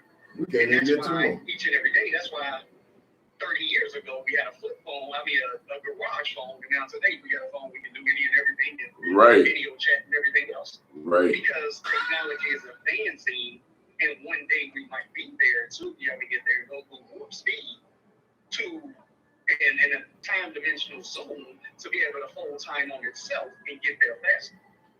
But until that point, no, we won't, us as humans, no, we can't fathom what's out there. We cannot fathom what is out there. And it all still yet, from everything that we know, points back to us. And if we're going to bring the Bible, into it, everything that we know, God's concern is earth, right? Because that's why he created it. Now let's speak to the whole audience. That's dependent upon whether you believe in God or not. Okay, that's true. But at the end of the day, you brought the Bible in. I'm the preacher. I did it. So because it's kind of like being on trial. If you introduce it, we got to be able to keep it in there, right? But I'm just saying. Even the greatest, the vastness of the universe that is beyond all of us, it still points back to having only significance because of Earth, as far as we know. And the Earth is the thing that gives the stars their significance. They are beautiful, but outside of people to observe them, they don't mean anything because nobody would ever be able to see them. And all I'm trying to say is, if we get there, then it kind of makes sense from a logical standpoint that since we give everything its significance, that everything else will revolve around us. And since God gives us our significance, all of us revolve around him. You see how it begins to be logical. And then when you think about the order of the Genesis narrative, things make sense. That God would create everything first, then create man, place him here so that he could enjoy the things that were created. And that light existed before the sun, light existed before the moon, that God understands what a day is. So he places lights in the sky so that we can have a concept that as these things are going around us, where we are at certain junctures in our year. See, it begins to flow logically that a God is going to create water first, then create birds and fish outside of the water. And God is going to create dirt and then create man and beings that are going to exist on it so that they can now function in it. See, the order makes sense. And whenever you see very specific order, it shows you a creator, right? It shows you that there's a mind behind it. Right. And the idea that the sun, which we believe comes on day 4, now all of a sudden has been switched and is the center of the universe, is totally off. It doesn't make any sense. Right. Because we don't know no sun people. Right. The simplest thing. The simple. Yeah. And I'm not supposed to be doing us talking. You can. But that's I think simplicity. You made 4 or 5 different points. I need to get a pen and paper. I'm getting old. I'm just trying to make it simple. I'm trying to make it simple. I think the simplicity that he's reaching for in the discussion of the Bible is that without our appreciating these things, without our using these things for what they're worth to us, without our naming these things, without our giving these things their identity, what good are they? Of what use are they? So it is us that makes these things significant. It is us that makes these things significant. It is us that makes the sun significant. It is us that makes the earth significant. There would be no need for the earth to be in where it is, how it is, and what it is, without it having to support us using it for life. Exactly. It might as well be whatever Mars is. Right. It might be a ball of rock or whatever. Nothing. Right. And from what we understand, we're the only ones that exist on any of these other terraforms. Right. Okay, let's go with that. Now, I grew up in church, and I was always taught, growing up in church, that the sun was put in a set place to sustain life on earth, and the earth was put in a set place to be able to sustain life. And that's why we was given an atmosphere. Okay. Man, hold on. I slipped my thought. So let's go with that theory. Now, let's say, I know y'all don't believe it because y'all say the 93 million miles, how do we measure that, blah, blah, blah, whatever. Well, it's kind of like a radar. Let's say you going down the freeway. A cop can shoot your car as you're moving at this fast speed and determine how fast you were going. That's how we get tickets. Right. So there's other ways to also determine that through space. I don't know the specific way they do it because I haven't studied that yet. But how to triangulate position. Yeah, they can do that as well. I mean, you can take I think it's a magnifying glass or something. You can hold it up and the light hit on the wall and measure something else. Anyway, you can determine the distance. Anyway, moving on. But yeah, so it's able to be determined how far we are based upon at one point in the sky where it is, and then another point in the sky, like you just said, triangulate. And then you can prove based upon the distance how far we are by doing all of that. Now, once again, I don't know the specifics because I haven't studied that, but it is able to be determined. So can I have to be a mathematician to do that, but or just study it reasonably. So with that said, no, I want to address another point first. Okay, go ahead. Because because you made 4 different points. Yeah, right. You got it, brother. Go ahead. Yeah, go And ahead. I couldn't comment on that now because I want to, be respectful. We got to hear each other's points. Absolutely, absolutely. So, you were saying that it makes sense that everything exists because of us. Mhm. I personally don't believe that, but everyone's entitled to believe that. And I'm gonna bridge just a little bit because I did grow up in church.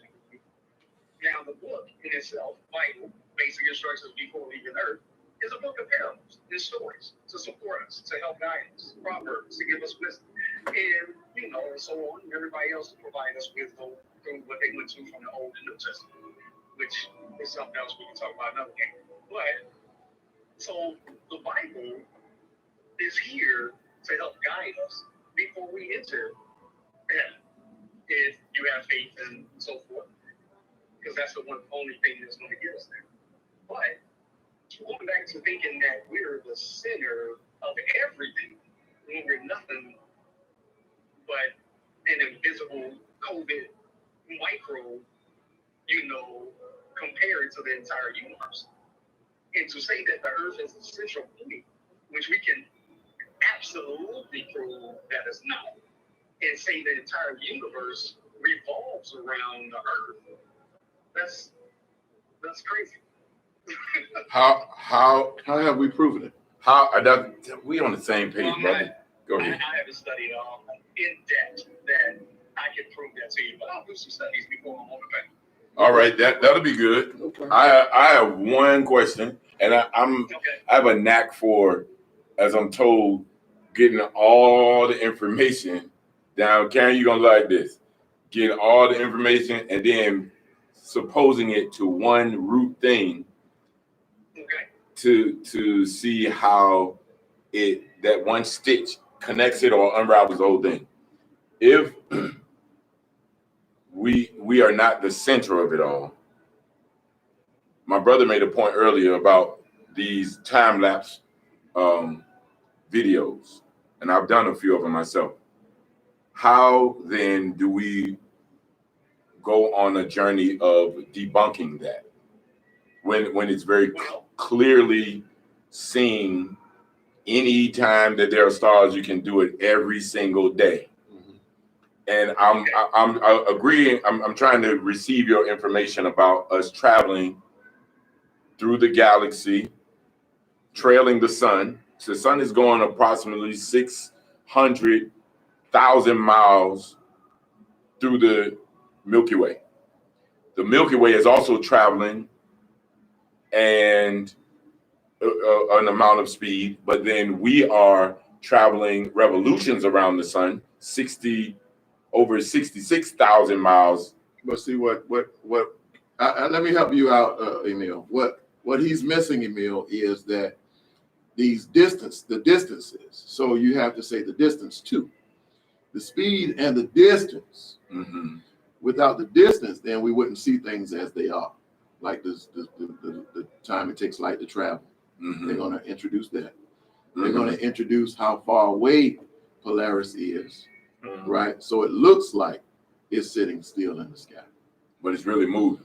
It's really moving, and we're so far away from it that it would take us millions of years to see it move. So that's the answer there, Emil. For the most part, yeah. I mean, what he said is absolutely right. So I totally agree with that. But I challenge y'all to grab 9 different magnets of different polarities and strength. Yes. And put them in a circle on a table. All right, we'll do that. Certain ones will be pulled stronger than others. So if we just stick to our solar system along with, it's not that, but I guess it's a Pluto out. But the reason why, like Jupiter is rotating around us, the moon is rotating around us, Jupiter is rotating around the sun, Venus is rotating around the sun, Mercury is rotating around the sun. All these other planets are being pulled in different directions. At certain points you can see them, at certain points you can't, because some of them are traveling faster than us. So when you have that, if everything was traveling around us, we would always be able to see it. But on certain given times throughout the year, one is hidden behind the sun. So which means that we're rotating around the sun, or Jupiter is rotating around us. If Jupiter is rotating around us, we'll always see. Or, if I may make one more suggestion to that litany, Okay. the sun is local and close, and all of them are going around us. So then sometimes something is behind it or in front of it, which is a possibility. Okay, now we already established the fact that gravity can't be proven, but we know it's some type of force that brings us down to the planet. And I know y'all was making jokes, I think 2-3 weeks ago or something. Yeah. It was hilarious to me. Trying to make the same point to me. Right. If gravity is so strong, why we're just not a flat pancake on the earth? Right. Or why isn't the sun pulling us all into it? Period. But see, Emil, like I'm gonna be finished because it's almost 9 o'clock. But it is right. Well, again, like I need you to understand that you and me are like we brothers, because I had these same arguments, right? But I want to just kind of present this to you, right? Okay. The whole gravity thing, right? Well, let's think about this. Let's just say the Earth is not moving, and let's say it's flat, like this table, like a table. Then that would make a whole lot of sense as to why we haven't flown off, because it's flat. Like when you think about stuff kind of from a real elementary level, basic. If the Earth is flat, if it's a huge flat thing that's not moving, like a table, nothing's going to make us fall off of it. And so you don't have to have a theory of a gravity. It's nothing. It's just nothing that's making you fall. Right. Nothing. There's no need to fall off something that's flat. My grandmama say it can't fall off the floor, baby. So set it on the floor. Set on the floor. If you set it on the floor, it can't fall. It ain't gonna fall off the floor. That's an absolutely true statement. Do y'all believe in GPS and coordinates and latitude and longitude? I will tell you that I believe you can. Yes, I believe in global positioning. Yeah. I don't believe in global positioning. I believe in positioning, because to say global positioning is gonna give you the idea of the circle. Right. It gives you makes it be a ball. And okay, well, let's take global out of it. Let's say position. Put that positioning, right? That positioning, but that service, since you introduced it, that service GPS doesn't work in airplanes. In airplanes, particularly in the southern hemisphere.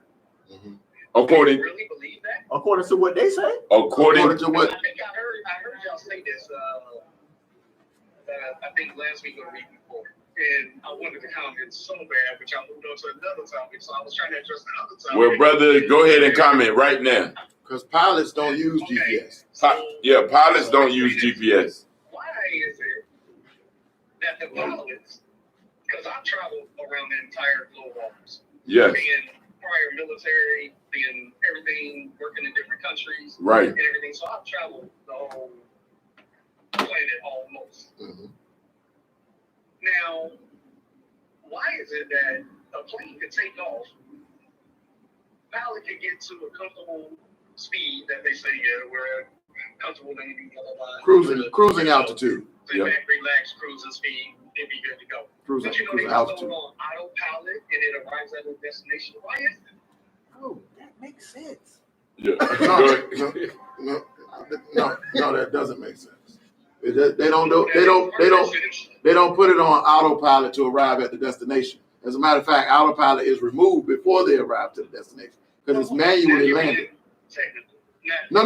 Manually landed, but Emil, if you think about it, bro, just kind of think about it, right? If we're not moving, and I'm trying to get from point A to point B, I know exactly how far I need to climb and to ascend and descend. Particularly if we're not moving, that makes it much easier. The idea of GPS becomes really easy if you think about it. I I know exactly how to get to my house because I know how far it is. I can tell you. Right. Turn at the tree. Only gotta have a street name. So you don't even need Right. distance. Turn at the left, the rock. Yeah. And guess what? If that rock stays there, Right. you're gonna always be able to get to my home. My address. Right. I'll give you my address right now. Mm-hmm. And you give me yours. Mm-hmm. And I can use GPS and it'll tell me exactly when I'm arriving at your house, traffic and everything being observed. Now, let's say hypothetically we didn't have GPS. You would still need a map. And let's say you was traveling from where you are to Los Angeles. Mm-hmm. And that's driving. You know, in driving is going to take you roughly, if you didn't have to sleep and you would never get tired and so forth, it's going to take you 2.5 days. And this is what the guy on the video was talking about. Mm-hmm. You can travel that distance, and it's proven it's that exact distance. Because if you go at 60 miles an hour, you know, at a specific speed based upon how miles it needs to travel, you're going to get there at a particular time, which you can say six hours and so forth, based upon, or let's say he said 300 miles based upon the map. Right. And if you was traveling at 60 miles per hour the entire time and didn't have to stop, you didn't fluctuate in speed, you will arrive in 5 hours. And that's a guarantee. And you can't change that. Mm-hmm. That's how it works. You can't change it. So same thing going back to the flight plans and so forth. I leave Germany or where was I? Amsterdam, and we're coming to fly into Baltimore. Right. Well, it takes 14 hours. Well, the pilots go to sleep, so they have to be using something. Are you Right. telling me God is just No. They use autopilot because they're going in a straight line. Exactly. A straight line. Yes. Not a curved line. And that line is Let's get out. I think it's Moby, so I'm talking right? yes. Okay.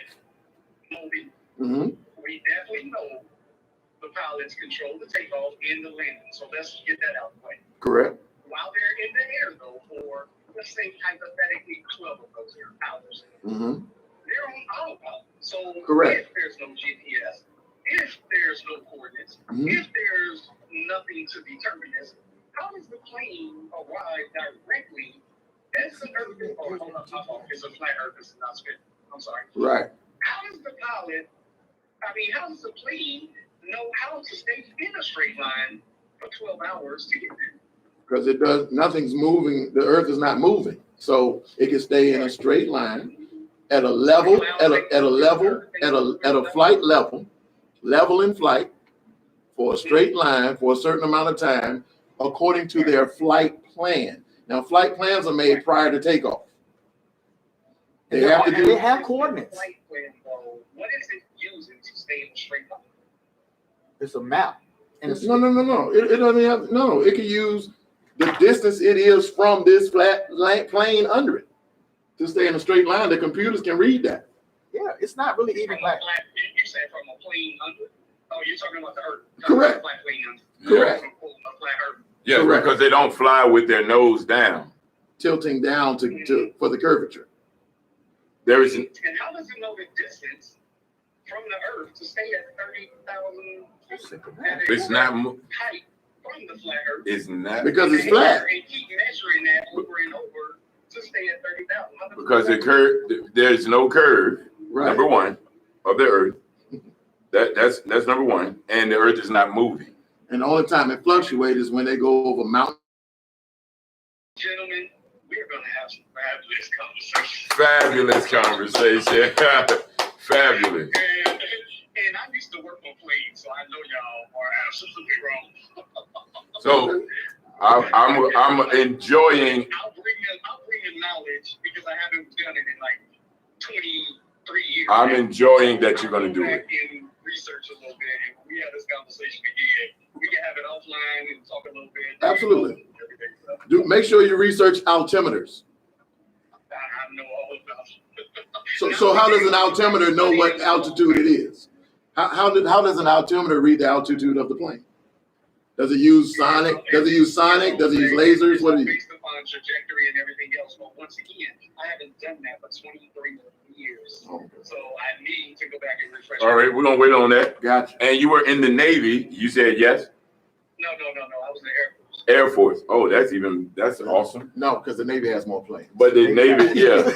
I was saying, you But spent time. There's different missions for each one.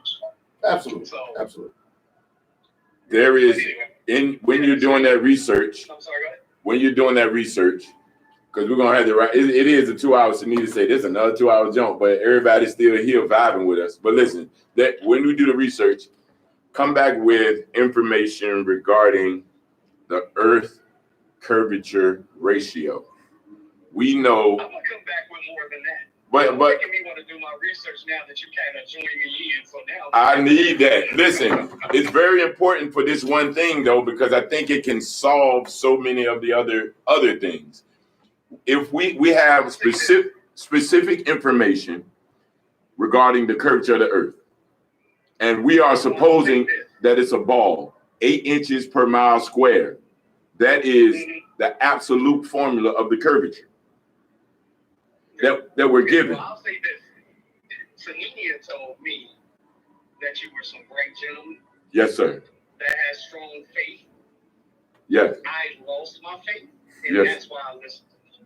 Well, I love you for that transparency, Absolutely. and we welcome it, and we'll protect you with it. Regain my faith. Yeah.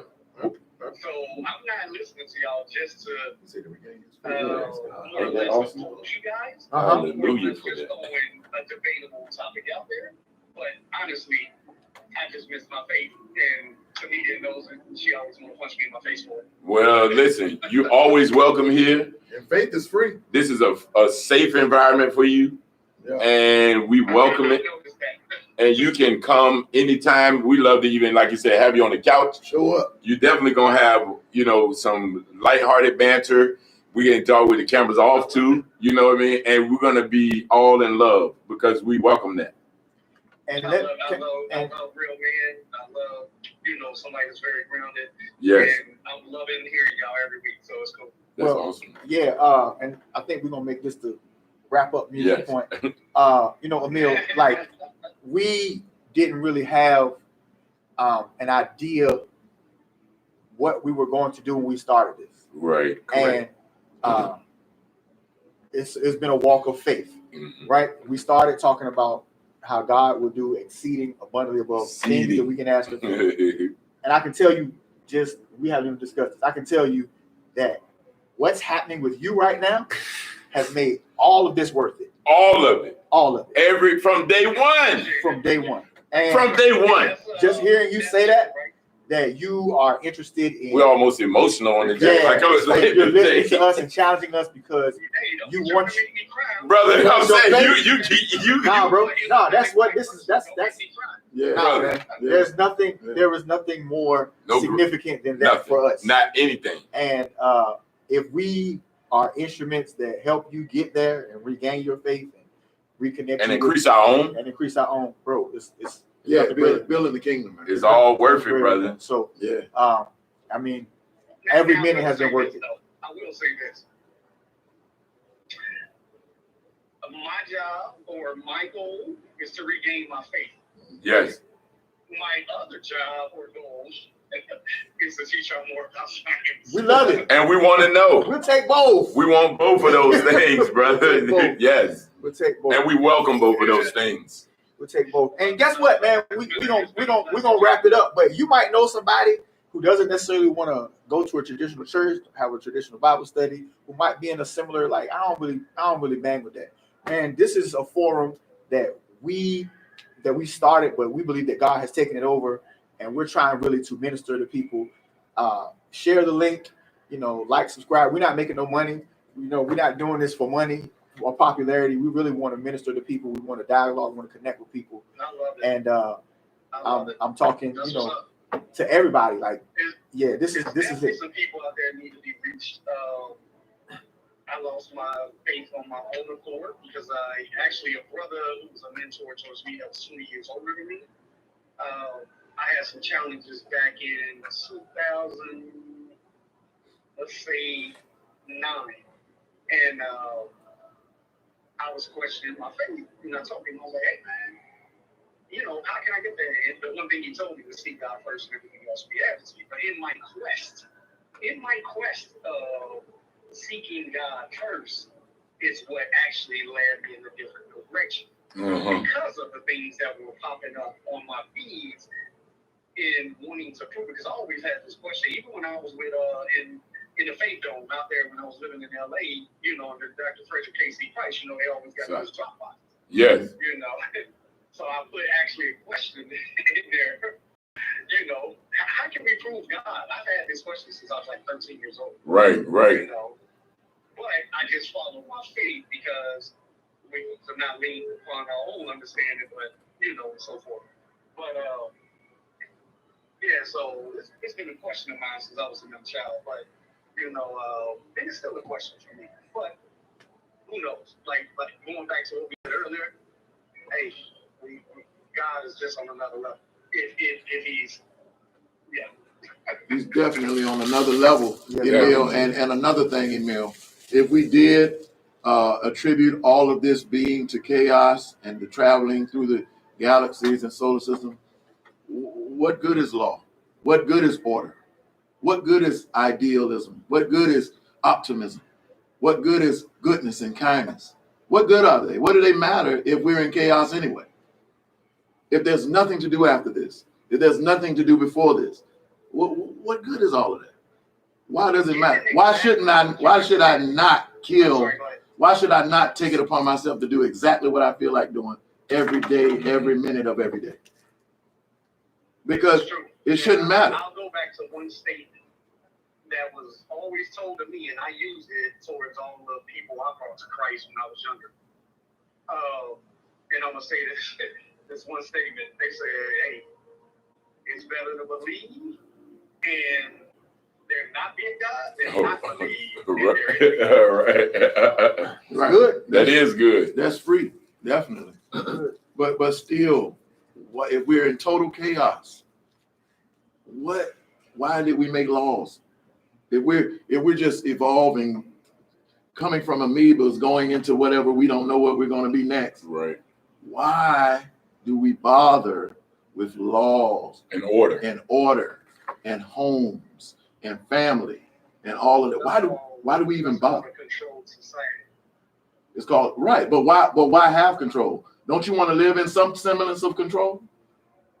Because if you didn't, you don't. Like my freedom in America, I've traveled around the world and I've seen other places. America is the one place I will never want to go anywhere else. No. I ain't talking about American rule, because American rule is slavery. I'm talking about, don't you want some semblance of control in your life? Don't you want to live according to certain rules and have kindness in your life? Have happiness in your life. Seek happiness. Right? Why do we have these inalienable rights? If we're blessed to meet three brothers I actually kind of want to hang out with. Right. Why do we have inalienable rights? And one of those being the relentless pursuit of happiness. What is happiness if we're just in total chaos? Come on, that don't make sense. Exactly. That's why we have law and order. Right, but why have it if we're just in the chaotic nature that science is giving us to believe? Right. It doesn't make sense. Let's say something else. Let's say God, he gave us, let's say hypothetically, you know, that we all one accord right now. Mm-hmm. Right. God gave us our intelligence. Mm-hmm. And so, when you have that intelligence, you want to find some order in it, in peace. Because do we want to act like January 6th? No, definitely not. Right, they were Do animals. we want to be out there at each other's throats? Definitely not. We want to have that happiness, that control. We need law and order to establish that control. Otherwise, all these AKs out here just be blasting every day. Right, and so we need the laws to establish order. Right, but we definitely need that. But without these laws, you're right, we would have anarchy, and this would be a chaotic society, but like back in the 1600s, as we know. Right. So that even leads into nature, just natural things. Natural things have order. Natural things have About law. nature now. We can talk about that too. Right. But it is there. Those orders and laws and things are there, set by an intelligent entity, an intelligent being. Had to be. Because it would be no need for it if we were just flying, flailing through a chaotic universe on our way to nowhere, coming from nothing. That doesn't make sense. I would agree and disagree at the same time. All right. Okay. All right. Well, I would agree to say that, okay, maybe there is an intelligent species that gave us order. But Yes. that order didn't always exist. I will disagree because we're an intelligent species. But you can look at lions, their wave of attack, chimpanzees, their waves of attack, Mhm. orcas, their waves of attack, ants and bees, and I can go on and on throughout the nature kingdom of how intelligent these species are just as well as us. Absolutely. And there are birds that talk. They are just a different type of intelligence than what we have. Right. But we have the highest of intelligence. We say we have the highest. One would think. Right, because I don't necessarily agree with that. sometimes we don't. I think it's choice. You know what I mean? Exactly. Sometimes we're too intelligent for our own good. True that. Yeah, sometimes we set aside intelligence for feeling. Now, that's another whole thing right there. Exactly. So that's a whole nother your thing. feelings, they're important because God gave them to you, because a creator gave them to you, but they're not the centerpiece of the matter. Choice is in thinking. The book, again, we're back to the book. Be ye transformed by the renewing of your mind, not your heart, not what you think. You only live once. Do whatever you feel. None of that. You know, and because we are supposedly the higher intelligence, you know, we the only we're the only ones that try to lay with the same sex because that feels good. Saying that Feelings. Well, we're not the only ones. it's in our mind. Species out there I'm are saying really in our higher thinking is what I'm saying. In our higher order, we're the highest order Right. in that regard. We're definitely confused in society right now. Well, some people are, not all people, but Correct. some people are definitely confused. But the greatest thing about it is, hey, do you, and at the end, you'll be held accountable accordingly.